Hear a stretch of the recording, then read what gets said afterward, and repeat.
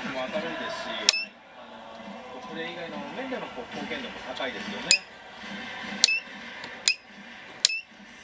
ありますからね、こういう選手が寄っていきますよね。そうですね。山川選手なかなか結果が出ないっていうのも出ましたけど、時期もありましたけど、ベンチ内で与えるいい影響というんですかね。非常に性格も明るいですし、プレー以外の面での貢献度も高いですよね。